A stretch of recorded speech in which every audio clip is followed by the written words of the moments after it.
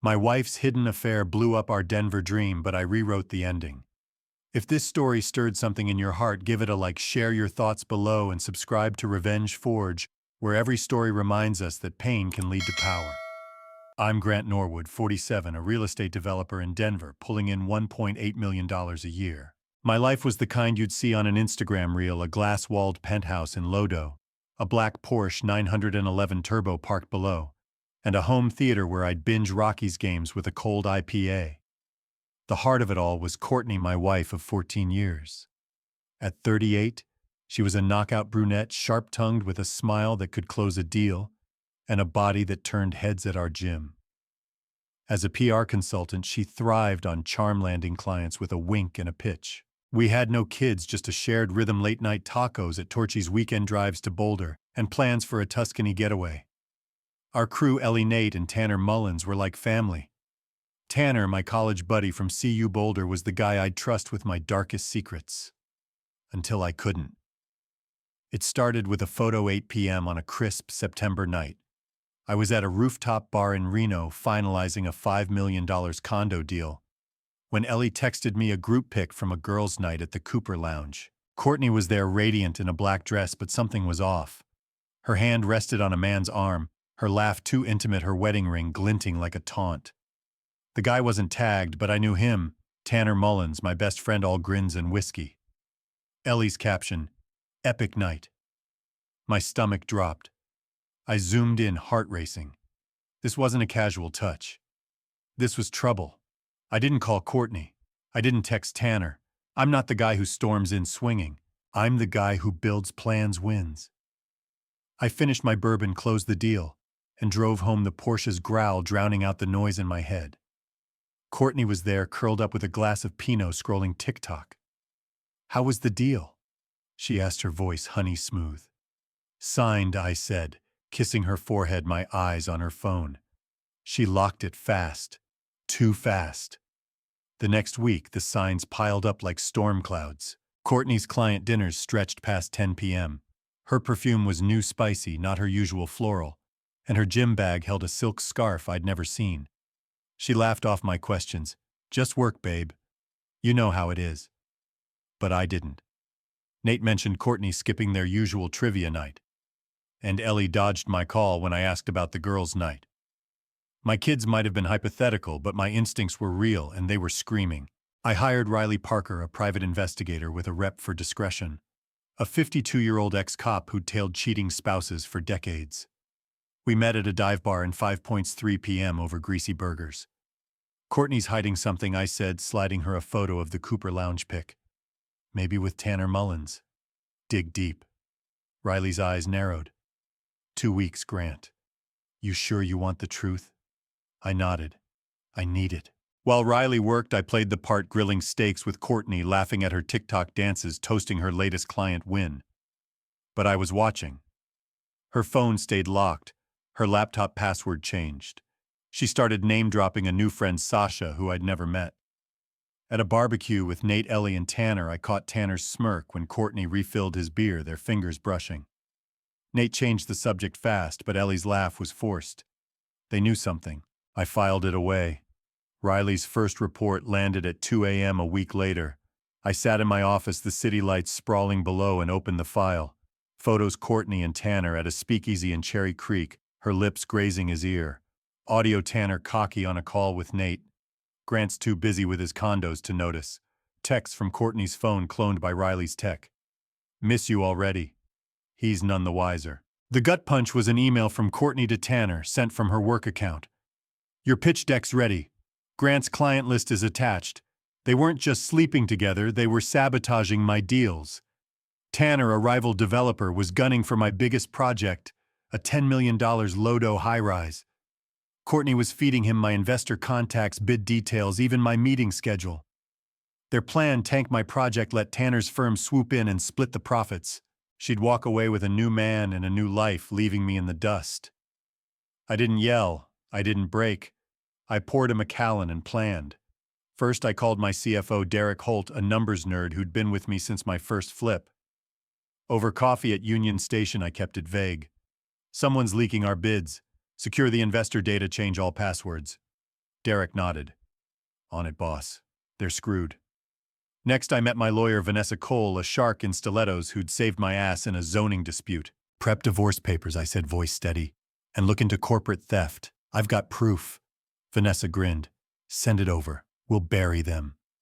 I kept up the act date nights with Courtney, her hand in mine, her lies as smooth as her Merlot. Poker with Tanner smirking as he bluffed his tells obvious now. I even hosted a rooftop party pouring shots while Ellie raved about Courtney's new campaign. Nate avoided my eyes. I knew why. Riley's second report was dynamite. More photos. Courtney and Tanner at a boutique hotel in Aspen checking in as Mr. and Mrs. Ellis. Audio Courtney giggling in a car Grant's too tied to his Porsche to see us. And the kicker, bank records. Courtney had funneled $25,000 from our joint account to Tanner's LLC labeled as consulting fees. My money was funding their affair and their plot. I didn't crack. I strategized. Vanessa filed a motion to freeze our joint accounts citing suspected fraud. Derek rerouted my project files to an encrypted server. Riley's tech Leo mirrored Courtney's phone and Tanner's email. Every text, every call, I had it. One message from Courtney sent at 1 a.m. He's asking about Sasha. We need a cover. Tanner's reply, relax, babe, he's out of his depth. I saved that one. It was my ace. The Denver Real Estate Summit was 4 days away, a glitzy event at the Four Seasons where I'd pitch my high-rise to 200 investors. Courtney would be there playing the perfect wife. Tanner would be there schmoozing my clients. My penthouse would be empty, the kids we never had safe from this mess. The industry would be watching. And I'd be ready to burn it all down. The Four Seasons ballroom pulsed with Denver's elite at 7 p.m. crystal chandeliers casting light on tailored suits and sequined gowns. The Real Estate Summit was my stage where I, Grant Norwood, would pitch my $10 million Lodo high-rise to investors hungry for the next big thing. I stood at the bar, a glass of rye in hand, exuding the confidence of a man who'd built a $1.8 million empire from dirt and deals. Courtney glided through the crowd, her sapphire dress catching every eye, her charm reeling in my investors like a siren. Tanner Mullins was there too, his polished grin working my top client, a venture capitalist named Victor Lang. I watched them, my pulse calm, my plan a loaded gun. Riley's reports had laid it bare. Courtney and Tanner weren't just lovers, they were thieves. Their goal was to sink my high-rise, poach my investors, and hand Tanner's firm, Peak Properties, the prize. Riley's tech Leo had cloned their phones, giving me their every move. Texts, emails, a shared Dropbox with my stolen bid sheets. They'd planned to undercut me by 15% using my own data. They'd roped in Nate, our friend, to spread whispers that my firm was over-leveraged. The twist, Ellie wasn't just complicit, she was brokering side deals, funneling my investor contacts to Tanner for a cut. The photo from the Cooper Lounge wasn't a fluke. It was a snapshot of a conspiracy. I'd spent the last 96 hours building a fortress. Derek, my CFO, had locked down our financials, encrypting bid data and flagging any external access. Vanessa, my lawyer, had drafted a lawsuit for corporate espionage ready to file once I gave the word. Leo had set up a digital snare. If Courtney or Tanner tried to hack my servers, I'd get their IP address in real time. But the real curveball came from a stranger, Mia Caldwell, a 29-year-old barista who DM'd me on Instagram 2 days ago. She was Tanner's ex-girlfriend, scorned and vengeful, with a USB drive of screenshots. Tanner's text to Courtney boasting Grant's too busy chasing millions to see us. Mia's note, he screwed me over too. Take him down. I saved the drive. It was dynamite. At 7:45 p.m., Riley's voice crackled through my earpiece.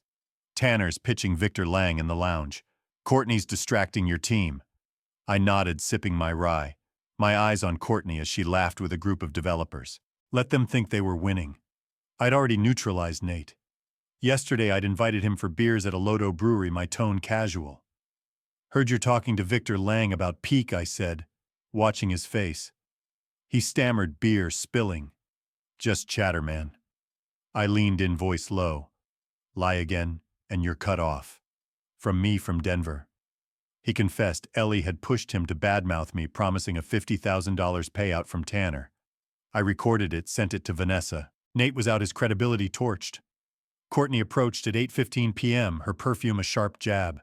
You're on fire tonight, babe, she said, her fingers grazing my tie. Big pitch. I smiled, my skin prickling. Biggest yet, stick around. Her eyes flickered, doubt, maybe fear. Good. She felt the ground shifting. Riley pinged me at 8:30 p.m. Tanner and Victor are in a private suite. Deal's close. I slipped through the ballroom, the crowd parting as I moved to the hotel's west wing. The suite door was ajar, their voices clear. Tanner smooth as oil, Grant's overextended Victor. Pete can deliver faster, cleaner. Victor skeptical. Norwood's got a track record. I need proof. Tanner slid a tablet across the table, my bid sheet stolen. Here's his numbers. We're 20% under. I recorded it, my jaw tight, and slipped back to the ballroom. At 9 p.m. I caught Derek by the dessert table. Tanner's showing Victor my bids, I said, voice low. Lock his firm out of our portal now. Derek pulled out his phone. Done by 10 p.m. They'll hit a wall. I trusted Derek, he was my rock, a guy who'd bleed for the company. The summit hit its peak at 9:30 p.m., the room buzzing as I took the stage. This high-rise is my legacy, I said, my voice carrying over the crowd. It's built on trust, grit, and loyalty, things some forget. I locked eyes with Courtney, her smile stiff. Tanner shifted in the back, his smirk fading. Tonight we protect what's ours. I finished, the applause deafening. They didn't know what was coming. Post-speech. I pulled Victor Lang aside. We need to talk, I said, leading him to a quiet alcove. I showed him Mia's screenshots and played Tanner's audio from the suite. Peek's stealing my bids, Victor. You're being played. His face hardened. That bastard. I'm with you, Grant. Name your move. I nodded. Be at my office tomorrow, 10 a.m. You'll see. Riley's next update hit at 10:45 p.m. Courtney and Tanner are in a stairwell, panicking. I moved fast, finding the stairwell near the service exit. Their voices echoed. Grant's speech he knows, Courtney hissed, her voice trembling. We're too deep, Tanner, he snapped, calm down. We've got Ellie, Nate, Victor. He's got nothing. I recorded it, my blood cold. Nothing they'd learn. I didn't confront them. I returned to the summit, shaking hands, toasting investors, my mask flawless. But my mind was on tomorrow's meeting, a 10 a.m. ambush at my firm's office in Cherry Creek. I'd called it last minute, framing it as a project update. Tanner wasn't invited, but Ellie was, and I'd make her regret it. Saturday, 6 a.m. I woke to a silent penthouse, Courtney's side of the bed empty. She'd texted at 2 a.m. staying at Sasha's. Work stuff. I smirked, forwarding it to Riley. My Porsche roared as I drove to a diner in Park Hill, where Vanessa and Riley waited. Tanner's meeting Peek's CEO tonight, I said, sliding Riley's latest report across the table. Courtney's in deep. Vanessa scanned it, her eyes gleaming. This is fraud, Grant. We can sue for $2 million, Peek, Tanner, Courtney. Ready? I shook my head. After the meeting, I want them to feel it first. Riley leaned in. Courtney's using a burner phone now. Leo's tracking it. She's meeting Tanner at 8 p.m. Hotel Teatro. I nodded. Get audio. Everything. Back home, Courtney was there brewing coffee, her eyes red. Rough night, I asked, casual. She flinched. Just stress. You know PR. I smiled, pouring a mug. Sure do. That afternoon, I met Leo at a tech hub in Reno. He'd cracked Tanner's cloud drive, a jackpot. Contracts, emails, a spreadsheet tracking my investors with notes, Lang wavering, push hard. Courtney had sent Tanner my latest pitch deck, time-stamped yesterday. This is theft, Leo said. You could bury them. I nodded. Send it to Vanessa. Keep monitoring. The twist came at 4 p.m. when Ellie called, voice shaky. Grant, I messed up. Tanner's got me on a leash, $25,000 to leak your contacts. I'm sorry. I stayed calm. Meet me tomorrow, 9 a.m. my office. Bring everything. She agreed, sobbing. I didn't trust her, but her evidence was another weapon. At 6 p.m. I called Victor Lang, playing him the stairwell audio. I'm done with Peek, he said, furious. You've got my $3 million, Grant. I smiled. Spread the word. Tanner's finished. By 7 p.m., a local real estate blog, Denver Skyline, posted Peek Properties faces theft allegations. Tanner's name was trending, comments brutal. Another greedy developer, Norwood's the real deal. Sunday, 10 a.m. My office was a sleek war room, the city skyline framing the tension. Derek sat beside me, Vanessa on standby. The team filed in, Lydia, my VP, loyal but rattled. Paul, a numbers guy who smelled blood. And Jenna, a newbie, cozy with Ellie. Ellie slunk in, clutching a flash drive. I stood, voice like iron. We've been betrayed. I projected Leo's evidence, Tanner's emails, Courtney's texts. Ellie's deal with Peak. The room gasped. Jenna's face paled. Ellie stammered. Grant, I cut her off. You sold me out. For $25,000. I played Tanner's audio. Grant's too busy chasing millions. Lydia's eyes blazed. Tanner's done, she said. Paul moved to suspend Peak's bids. Jenna, silent, was flagged for review. She'd been too close to Ellie. Ellie handed over her drive text voicemails, proof she'd leaked to Tanner. I'm out, she whispered, leaving. I didn't stop her. The vote was unanimous. Peak blacklisted, Tanner's access revoked. I left the room, adrenaline pumping, and texted Riley, round one's mind. Track Courtney. She was at Hotel Teatro with Tanner, their texts frantic. Courtney, Grant's got the team. We're done. Tanner. Meet me now. We'll spin this. Riley's mic caught their fight. Courtney breaking. You said this was safe, Tanner cold. You wanted the money, Court. I saved it, my jaw tight. They were cracking. Monday, 7 a.m. I drove to the mountains, the Rockies, a stark reminder of what I'd built. Vanessa called. Peak's pulling out of Denver. Ellie's cooperating, full confession. Divorce papers ready. I exhaled. Tomorrow. One last play. The war wasn't over, but I'd drawn first blood. The Denver skyline glittered like a promise as I gunned my Porsche through the pre-dawn streets, the engine's roar a counterpoint to the storm in my chest. It was Tuesday, 5 a.m., and Courtney hadn't come home since her panicked meeting with Tanner at Hotel Teatro. Her silence was louder than any lie she'd told. My phone pinged Riley, my PI, with a clipped update. Courtney's at Tanner's loft in Reno. They're unraveling. Need me to stay on? I texted back. Keep tabs. I'm finishing this today. The summit had been my first strike, exposing Tanner's theft to my team and blacklisting his firm, Peak Properties. Riley's evidence texts, emails, audio had buried them, and Ellie's confession had sealed it. But the war wasn't over. A new twist had dropped last night, Leo. My tech guy uncovered a hidden Slack channel where Courtney, Tanner, and Jenna, my junior exec, were coordinating a smear campaign. They'd drafted a press release set to hit Denver skyline, claiming I'd mishandled funds on the $10 million high-rise. Jenna, who I'd pegged as Ellie's ally, was deeper in than I'd thought, feeding Tanner my internal memos. The betrayal wasn't just personal, it was a machine, and I was dismantling it piece by piece. I didn't waver. I'd built my life, my $1.8 million empire, from hustle and steal, and no one was taking it. My penthouse was empty, my hypothetical kids safe from this mess. Today, I'd protect my name, my firm, and my future. At 6 a.m., I met Derek and Vanessa at a diner in Capitol Hill, the smell of bacon grease grounding the tension. Derek slid me a laptop. Jenna tried accessing the bid server last night, blocked. She's locked out for good, Vanessa added. Peak's CEO caved. They're offering $750,000 to settle, scared of your lawsuit. Tanner's accounts are frozen, SEC's circling. I nodded, my jaw tight. And Courtney, Vanessa's voice softened, but her eyes were sharp. She's named in the suit fraud conspiracy. Divorce papers are ready. Prenup holds. She gets $100,000, nothing more. Serve her today. I stared out the window, the city waking up. Serve her, I said. But I want her to see me first. Riley's next report hit at 7:30 a.m. Audio from Tanner's loft. Courtney, voice breaking. Grant's got everyone. I'm losing it all. Tanner, venomous. You pushed for this, Court. Don't flake now. A pause.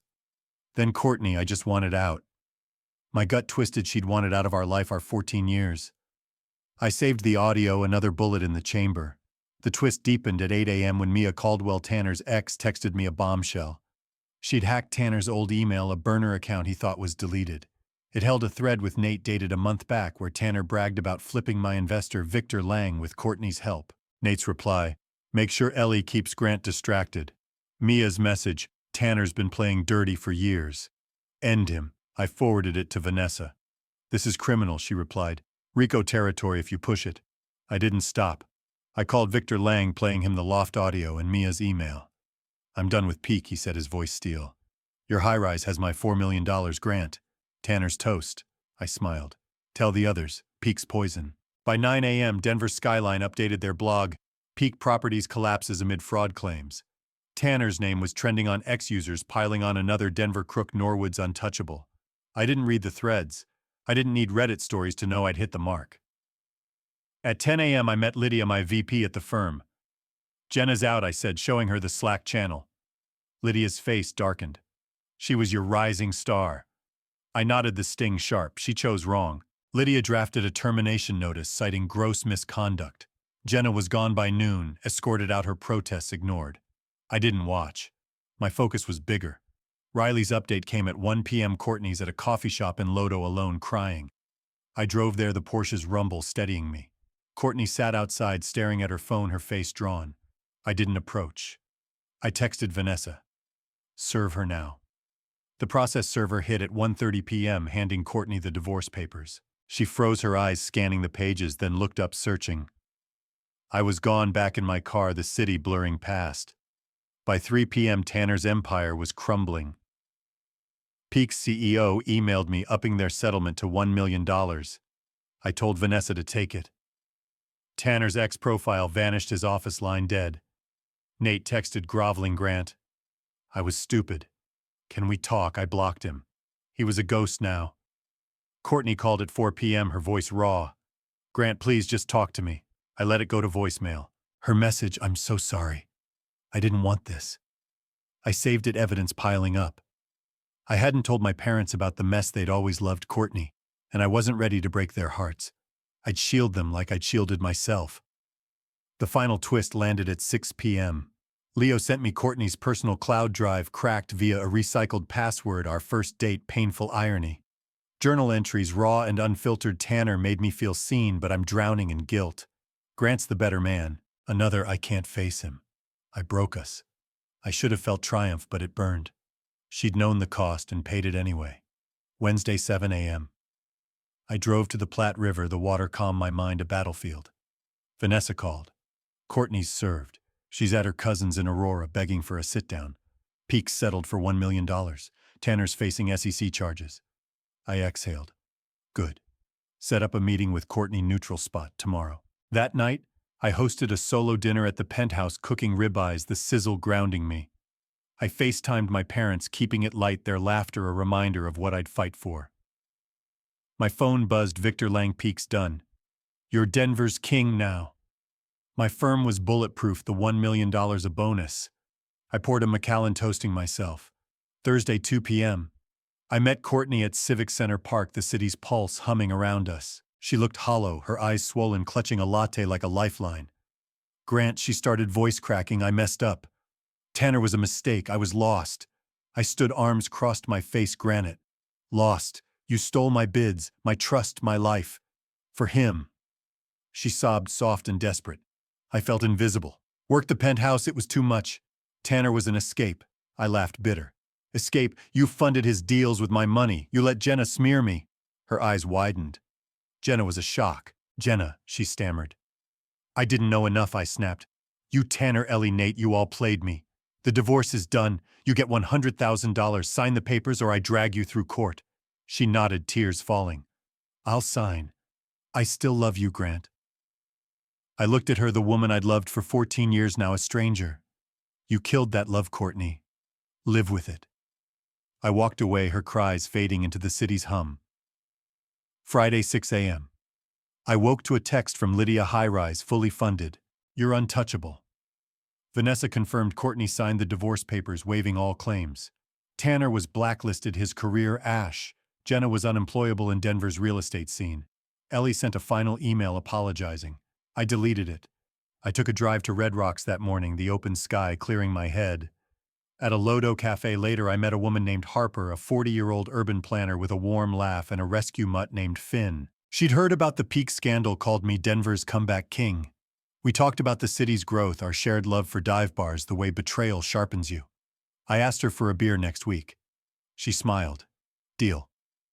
As the sun set, I felt the weight lift, not closure, but a new chapter. Courtney, Tanner, Ellie, Nate, Jenna. They'd tried to ruin me, but I'd outmaneuvered them. My firm was stronger, my heart bruised but beating, and I was standing tall. The pain wasn't gone, but it was fuel. You're here because this story meant something. Don't scroll away without leaving a like, a thought, and your subscription. Revenge Forge is where real stories find their voice in yours. Was I too harsh with Courtney? Or did she earn her fall? Should I have faced Tanner head-on? Or was crushing him from afar the smarter play? And Harper, is she a fresh start? Or am I too broken to try again? Drop your thoughts below. I'm reading.